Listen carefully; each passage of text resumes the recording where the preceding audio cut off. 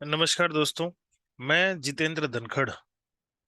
आज मैं आपके सामने लेके आया हूँ एक बुक जिसका नाम है सेफ्टी मैनेजमेंट, जिसको हम हिंदी में निर्माण सुरक्षा भी बोल सकते हैं। दोस्तों, आपने नोटिस किया होगा सेफ्टी के अंदर जितनी भी बुक्स हैं सारी की सारी इंग्लिश में हैं। तो मेरा ये प्रयास है, जैसे मैं अपनी कई ट्रेनिंग्स में इस डायलॉग को यूज करता हूँ कि जितने भी बड़े बड़े धुरंधर रहे हैं उन सबको किसी न किसी कोच की जरूरत पड़ी है। तो मैं कोशिश करूंगा आपका एक कोच बनने की और आपको कुछ नई चीजें सिखाने की सेफ्टी से रिलेटेड।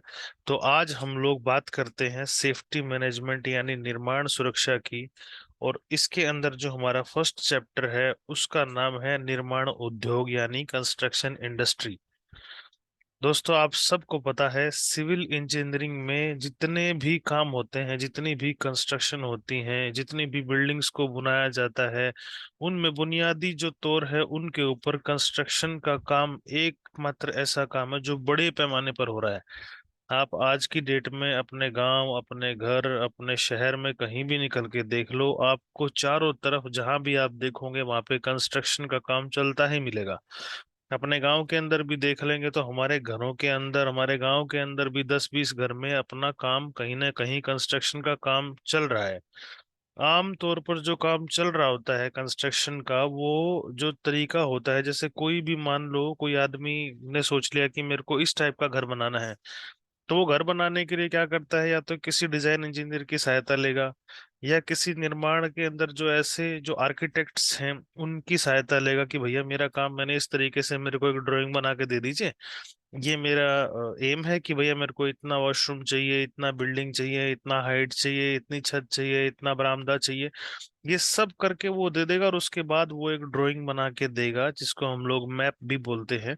उस मैप के साथ में जो हमारे जो इंजीनियर्स हैं वो उसको बनाने का काम करते हैं। तो जब भी कभी आप कंस्ट्रक्शन का काम करेंगे तो एक कंस्ट्रक्शन का जो काम है उसके लिए एक सफल प्रभारी का होना जरूरी है। मतलब एक इंजीनियर का, एक सुपरवाइजर का होना जरूरी है, जो कि जिसको की बिल्डिंग्स की जो हमारी ड्राइंग्स हैं, हमारी जो बिल्डिंग के अंदर जो फैसिलिटीज जो लगने वाली हैं उनके बारे में पता हो। और उस बिल्डिंग के अंदर जो पर्यावरण से संबंधी जो रख रखाव जो करना है, या उसकी समयबद्धता करना है, या उसका बजट बनाना है, या जो हमारी जो कार्यस्थल है, जो हमारा साइट है उसकी सुरक्षा है, उसमें कौन कौन सी मटेरियल लगने वाले हैं, उसमें कौन कौन सी सामग्रियां लगेंगी, कितना सीमेंट, कितना रेती, कितना कंक्रीट, कितना रोड़ी, कितना लगने वाला है, उसमें निर्माण के कार्य में जो ऐसे कोई कारण तो नहीं है जिसकी वजह से लोगों को असुविधा हो, आसपास के लोगों को कोई ऐसा कोई पेपर तैयार करना है, या इस सब चीजों का विचार करने के लिए एक डिपार्टमेंट होता है जिसको बोलते हैं प्लानिंग। प्लानिंग जो डिपार्टमेंट है, वो प्लानिंग डिपार्टमेंट इन सारे कामों को करता है। ये सब चीजों का एक खाका तैयार करता है कि भैया इतनी बड़ी बिल्डिंग बनानी है, इसमें इतना बजट आएगा, इसमें इतना टाइम लगेगा, इतने टाइम के साथ में इसमें इतना खर्चा आने वाला है, इसमें ये इंजीनियर चाहिएंगे, ये मैनेजर चाहिएंगे, इतना सुपरवाइजर चाहिएंगे, इतनी लेबर चाहिएगी। सारी की सारी चीजों को मिला के जब हम काम करने बैठेंगे तो हम लोग एक कंस्ट्रक्शन का एक जो खाका जो है उसको तैयार करेंगे। उसके बाद में अगर देखेंगे भाई कंस्ट्रक्शन जो है वो कितने टाइप की होती है। अगर बात करा जाए तो बिल्डिंग कंस्ट्रक्शन हो गया, भवन निर्माण हो गया जिसको हम हिंदी में बोल सकते हैं, सिविल कंस्ट्रक्शन हो गया, सिविल का निर्माण हो गया, या औद्योगिक निर्माण यानी इंडस्ट्रियल कंस्ट्रक्शन हो गया। इसमें जितनी भी प्रकार की निर्माण परियोजनाएं हैं, उतनी योजना बनाने के लिए जैसे हमने पहले बताया कि प्लानिंग डिपार्टमेंट जरूर चाहिएगा। अब प्लानिंग आ गया, फिर डिजाइन डिपार्टमेंट आएगा। डिजाइन के अंदर की जो प्लानिंग जो हमने करी है उसको डिजाइन करेगा, किस किस चीजों को कैसे कैसे करके और आगे बढ़ाना है। ये उसका काम अब शुरू हो जाएगा। प्लानिंग कर ली, उसके बाद डिजाइनिंग के ऊपर आ जाएंगे, भाई किस तरीके की डिजाइन करनी है, क्या बनाना है।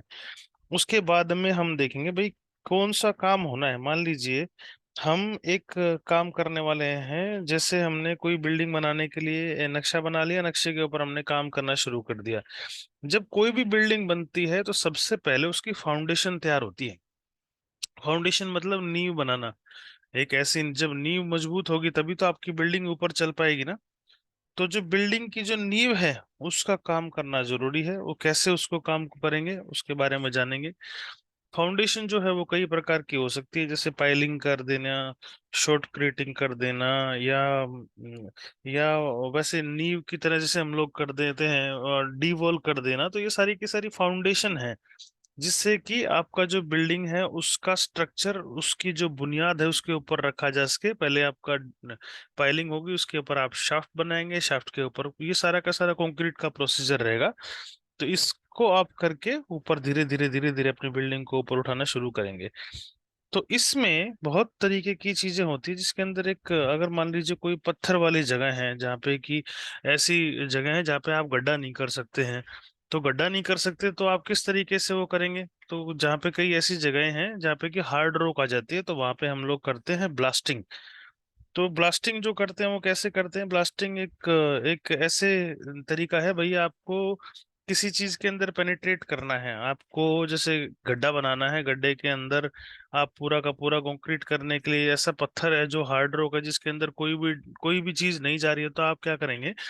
अच्छे तरीके की एक शार्प और ऑब्जेक्ट के साथ में एक ड्रिल मशीन्स आती हैं, ड्रिल वो आते हैं जिसके अंदर हम लोग उसको शॉर्ट क्रिएटिंग के लिए और ड्रिलिंग करते हैं। पहले उस एरिया को, पत्थर को उस ड्रिल करेंगे, और ड्रिल करके उसके अंदर बारूद भर देंगे, और उसके बाद में उसके ऊपर बैकफिल करके उसको चार्ज करके उड़ाया जाएगा। उसके बाद में जितनी भी जो आसपास के जो एरिया है जिसके अंदर जहां तक आपका बारूद गया था, वो एरिया टूट जाएगा। उसके बाद आप उसमें आगे काम कर सकते हो।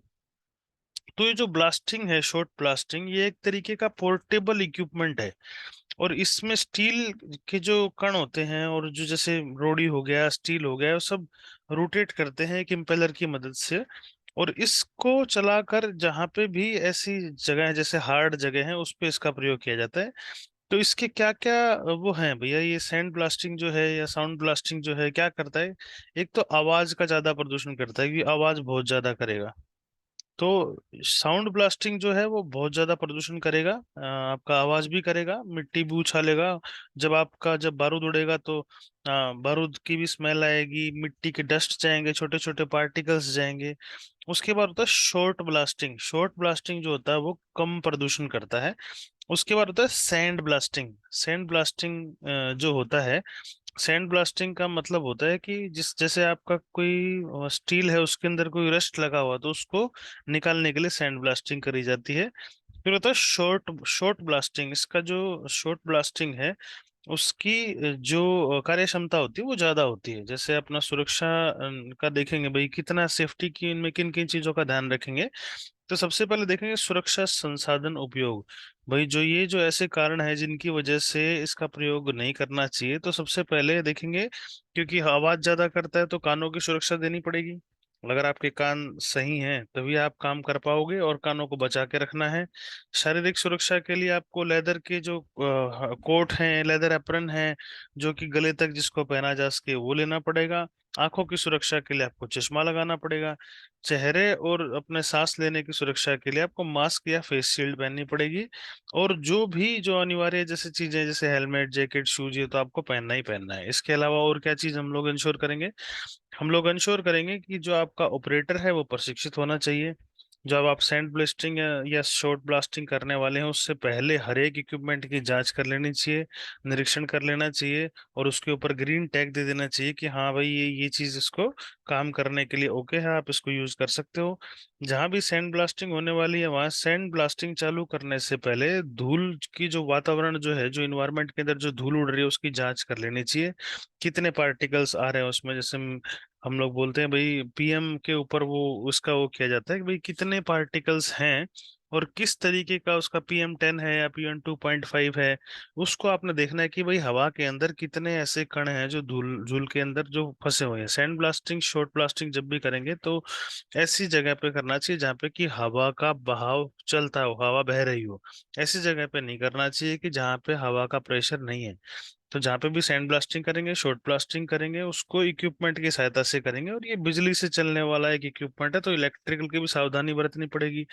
इसमें जो भी जो पुर्जे लगे हैं, जो यार्ड लगे हैं, जो उतने उनको समय समय पर देखना है, उसकी मेंटेनेंस करनी है। अगर किसी भी वजह से मशीन से सैंड ब्लास्टिंग या शॉर्ट ब्लास्टिंग से आग लग जाती है, तो अपने आसपास जो हमारे फायर एक्सटिंग्विशर हैं, यानी अग्निशामक यंत्र हैं, उनको जरूर रखना है। तो सैंड ब्लास्टिंग का जो सिद्धांत है वो वायु संपीड़ित है, मतलब उसकी वजह से चलता है, जैसे एयर प्रेशर की वजह से, न्यूमेटिक प्रेशर की वजह से चलता है। और शॉर्ट ब्लास्टिंग जो है वो रोटेटेड इम्पेलर है, उसकी वजह से चलता है। तो ये हो गया आपका सैंड ब्लास्टिंग। उसके बाद हम लोग बात करेंगे हॉट वर्क की। हॉट वर्क, जैसा कि सबको पता है कि भाई हॉट वर्क क्या होता है। हॉट वर्क जो है उसमें जो आग लगते हैं, जैसे आग जो जो गर्म जो काम होते हैं उसको अपना उसके अंदर डाला जाता है। जो भी, जैसे आप इलेक्ट्रिकल का काम करना है, गैस कटिंग का करना है, वेल्डिंग का करना है, प्लाज्मा कटिंग का करना है, ग्राइंडिंग करनी है, तो ये ऐसे कुछ उदाहरण हैं जिनको हॉट वर्क में डाला गया है। जैसे वेल्डिंग के साथ में दो मेटल को एक साथ में जोड़ना है, तो वो भी आपको हॉट वर्क में आएगा, वेल्डिंग में आएगा। तो आम तौर पर जो हमारी इंडस्ट्री है उसमें जो होने वाली जो वेल्डिंग्स है वो इस तरीके से है। पहला है इलेक्ट्रिक आर्क वेल्डिंग, दूसरा है गैस कटिंग। तो ये हमारा पहला जो चैप्टर है उसका जो फर्स्ट पार्ट है उसको हमने देखा है, जिसके अंदर कंस्ट्रक्शन इंडस्ट्री में शॉर्ट ब्लास्टिंग का पॉइंट था कि शॉर्ट ब्लास्टिंग कैसे करी जाए। तो आगे जो है डिस्कस करेंगे कैसे कैसे करना है और कैसे क्यों क्या क्या सावधानी बरत